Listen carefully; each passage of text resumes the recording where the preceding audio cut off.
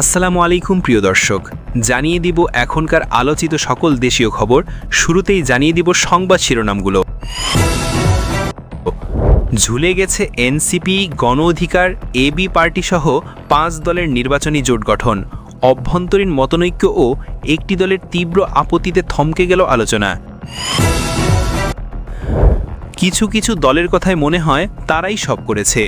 জুলাই গণ অভ্যুত্থান প্রসঙ্গে এমন মন্তব্য করে বিতর্ক উসকে দিলেন বিএনপির স্থায়ী কমিটি সদস্য নজরুল ইসলাম খান। জাতীয় সংসদ নির্বাচন সামনে রেখে আইন শৃঙ্খলার ছক চূড়ান্ত করেছে নির্বাচন কমিশন। তফসিল ঘোষণার পর থেকেই কঠোর অবস্থানে যাওয়ার নির্দেশনা ইসির। ইনুল আবেদনে জুলাই বিপ্লবকে সোকল্ড তথা তথাকথিতা বলার চেষ্টা করা হয়েছে। চিফ প্রসিকিউটর তাইজুল ইসলাম এই মন্তব্যকে রাষ্ট্রদ্রোহিতা বলে উল্লেখ করেছেন।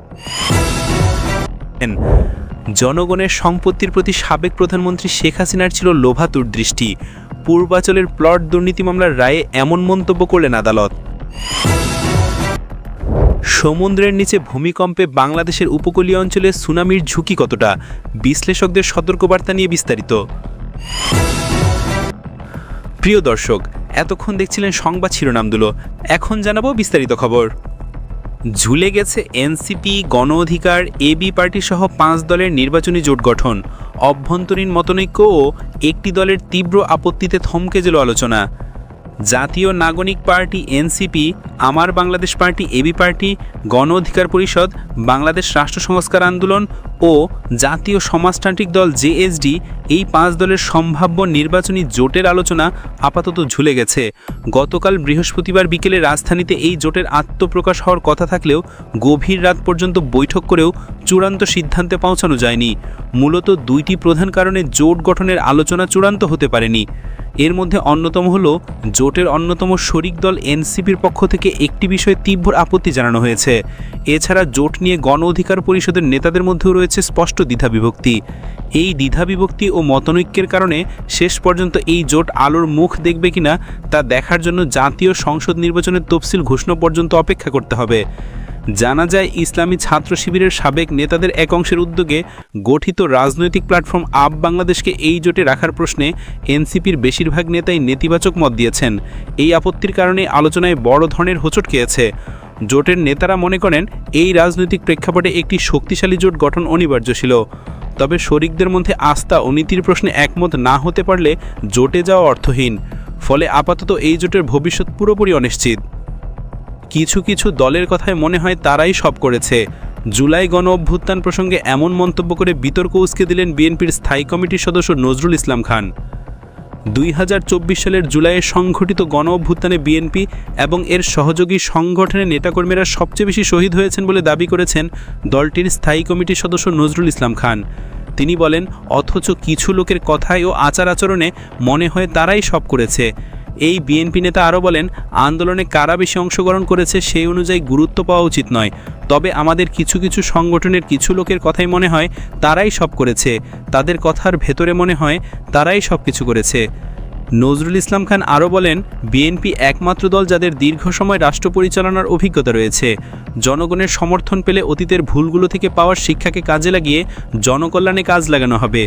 তিনি তার বক্তব্যে আওয়ামী লীগ ও জামায়াতে ইসলামীর সমালোচনা করে বলেন, একসময় এরশাদের বিরুদ্ধে আন্দোলন যখন অত্যন্ত শক্তিশালী, সে সময়ে জাতির সাথে বেইমানি করে এই 2টি রাজনৈতিক দল এরশাদের সঙ্গে নির্বাচনে গিয়েছিল। জাতীয় সংসদ নির্বাচন সামনে রেখে আইন শৃঙ্খলার ছক চূড়ান্ত করেছে নির্বাচন কমিশন। তফসিল ঘোষণার পর থেকেই কঠোর অবস্থানে যাওয়ার নির্দেশনা ইসির। আসন্ন জাতীয় সংসদ নির্বাচন এবং গণভোট ফেব্রুয়ারির প্রথমার্ধে একই দিনে অনুষ্ঠিত হবে। এই লক্ষ্যে নির্বাচন কমিশন ইতোমধ্যে প্রস্তুতি শেষ করেছে এবং ডিসেম্বরের প্রথমার্ধে তফসিল ঘোষণার কথা জানিয়েছে। এর আগে নির্বাচন কমিশন আইন শৃঙ্খলা রক্ষাকারী বাহিনী মোতায়েন পরিকল্পনা চূড়ান্ত করেছে। নির্বাচন আয়োজনকারী সংস্থাটি আইন শৃঙ্খলা রক্ষাকারী বাহিনীকে কঠোর ভূমিকা রাখার জন্য নির্দেশনা দিয়েছে। কমিশনের স্পষ্ট বার্তা হলো, তফসিল ঘোষণা হওয়ার পর প্রথম দিন থেকেই যেন আচরণবিধি প্রতিপালনে কঠোর ভূমিকা রাখা হয়। কমিশন জানিয়েছে, পরিস্থিতি নিয়ন্ত্রণে ভোট কেন্দ্রে মোতায়েন থাকার পাশাপাশি নির্বাচন এলাকায় ভ্রাম্য ও রিজার্ভ ফোর্স হিসেবে আইন শৃঙ্খলা রক্ষাকারী বাহিনী রাখা হবে। এছাড়া বেসামরিক প্রশাসনকে সহায়তার জন্য মিলিটারি বাহিনী মোতায়েন থাকবে, যাদের ম্যাজিস্ট্রেট ক্ষমতা দেওয়া হয়েছে এবং যা আগামী 28 ফেব্রুয়ারি পর্যন্ত বহাল থাকবে। গতকাল সকালে আইন শৃঙ্খলা রক্ষাকারী বাহিনীর শীর্ষ ব্যক্তি ও প্রতিনিধিদের নিয়ে 3 ঘণ্টাব্যাপী বৈঠক করেন প্রধান নির্বাচন কমিশনার। বৈঠক শেষে ইসি সচিব আখতার আহমেদ সাংবাদিকদের ব্রিফ করেন এবং জানান একটি সুষ্ঠু, সুন্দর, সার্বিক, উৎসবমুখর পরিবেশে নির্বাচন পরিচালনা করার জন্য সবাইকে সর্বাত্মক সহযোগিতা করতে হবে এবং নিজস্ব দায়িত্ব নিজের আওতায় পালন করতে হবে। ব্যর্থ হলে কাউকে ছাড় দেওয়া হবে না বলে তিনি কঠোর হুঁশিয়ারি দেন। ইনুর আবেদনে জুলাই বিপ্লবকে সোকল্ড তথা তথাকথিত বলার চেষ্টা করা হয়েছে। চিফ প্রসিকিউটর তাইজুল ইসলাম এই মন্তব্যকে রাষ্ট্রদ্রোহিতা বলে উল্লেখ করেছেন। মানবতা বিরোধী অপরাধের একটি মামলায় জাতীয় সমাজতান্ত্রিক দলের প্রধান হাসানুল হক ইনুর বিরুদ্ধে আনুষ্ঠানিক অভিযোগ গঠনের আদেশ পুনর্বিচারণের আবেদনে জুলাই বিপ্লবকে সোকল্ড তথা তথাকথিত বলা হয়েছে, এমনটি উল্লেখ করেছেন চিফ প্রসিকিউটর মোহাম্মদ তাইজুল ইসলাম। তিনি বলেন, পুনর্বিচারণের আবেদনে ইনু জুলাই বিপ্লবকে তথাকথিত বলার চেষ্টা করেছেন, যা রাষ্ট্রদ্রোহিতা।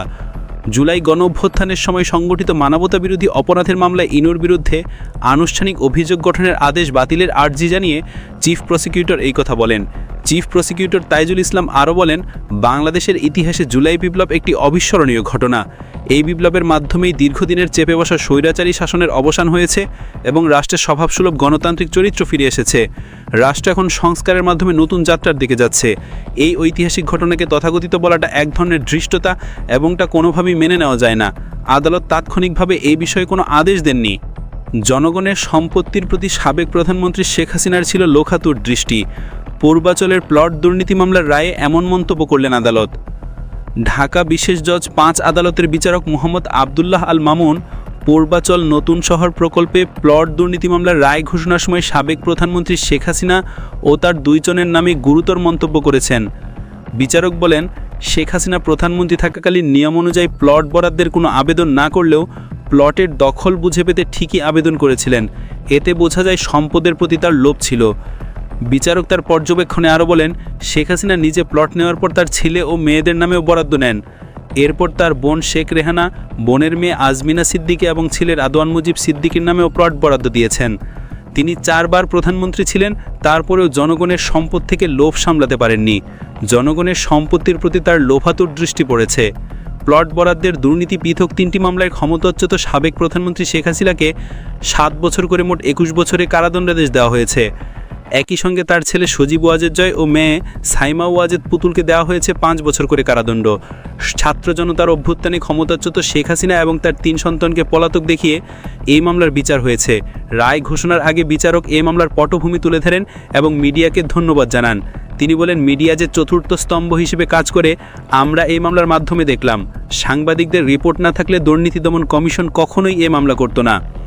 সমুদ্রের নিচে ভূমিকম্পে বাংলাদেশের উপকূলীয় অঞ্চলে সুনামির ঝুঁকি কতটা, বিশ্লেষকদের সতর্কবার্তা নিয়ে বিস্তারিত। গত 1 সপ্তাহে বাংলাদেশে কয়েকবার ভূমিকম্প অনুভূত হয়েছে।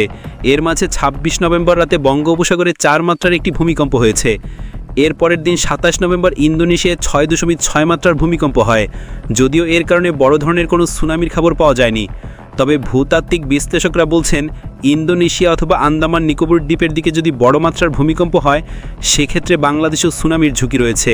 যেমন 2004 সালে ইন্দোনেশিয়ার 9 মাত্রার ভূমিকম্পের ফলে সৃষ্ট সুনামিতে 2 লক্ষাধিক মানুষের মৃত্যু হয়েছিল। সেই সুনামির ধাক্কা আফ্রিকা মহাদেশ পর্যন্ত চলে গিয়েছিল।